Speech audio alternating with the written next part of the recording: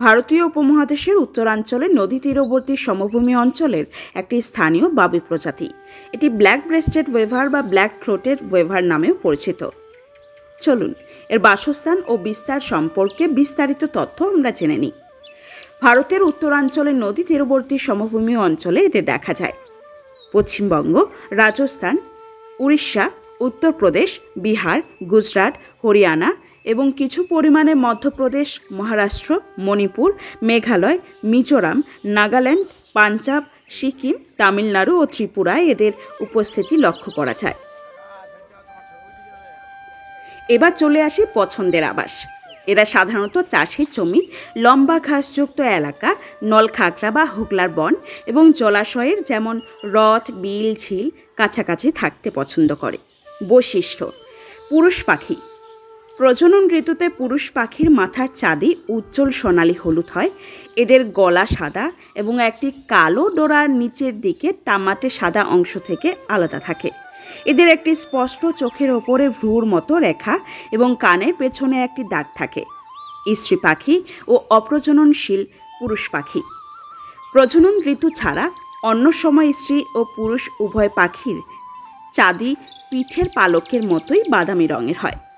স্ত্রী পাখিরা পুরুষের চেয়ে অনুজ্জ্বল হয় এবং তাদের কালো বা হলুদ চিহ্ন থাকে না। আকার: এদের দৈর্ঘ্য প্রায় 15 সেন্টিমিটার এবং ওজন প্রায় 28 গ্রাম হয়। বাসা ও প্রজনন। বাসা তৈরির দক্ষতা: বেঙ্গল ওয়েভার তাদের অসাধারণ বুনন দক্ষতার জন্য সুপরিচিত।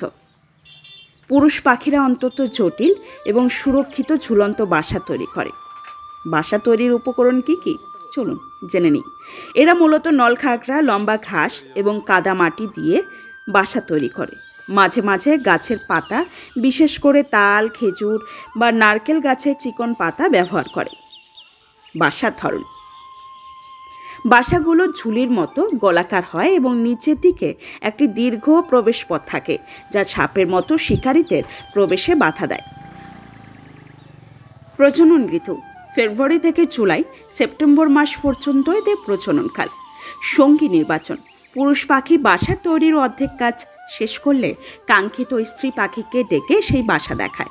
বাসা পছন্দ হলে স্ত্রী পাখি সম্পর্ক করে এবং ডিম পাড়ে। পুরুষ পাখি এক মৌসুমে একাধিক স্ত্রী পাখির জন্য একাধিক বাসা তৈরি করতে পারে। ডিম: স্ত্রী পাখি সাধারণত 2 থেকে 5টি ডিম পাড়ে। ডিম ফুটতে 13 থেকে 15 দিন সময় লাগে। এবার চলে আসি খাদ্যতে। বেঙ্গল ওয়েভার প্রধানত শস্য বীজ খেয়ে থাকে। প্রজননকালে এরা পোকামাকড়ও খায়, যেমন ফড়িং, বিটল এবং অন্যান্য পোকা। এরা উড়ন্ত অবস্থায় পোকামাকড় ধরে বা জলের ওপর থেকে শিকার করে। সংরক্ষণ: ফসলে কীটনাশকের ব্যবহার এবং নলখাগড়া ও হোগলার বন কমে যাওয়ার কারণে বাবুই পাখির সংখ্যা ক্রমশ হ্রাস পাচ্ছে। মানুষের সচেতনতা এবং এদের প্রাকৃতিক বাসস্থান সংরক্ষণ এদের টিকে থাকার জন্য অত্যন্ত গুরুত্বপূর্ণ।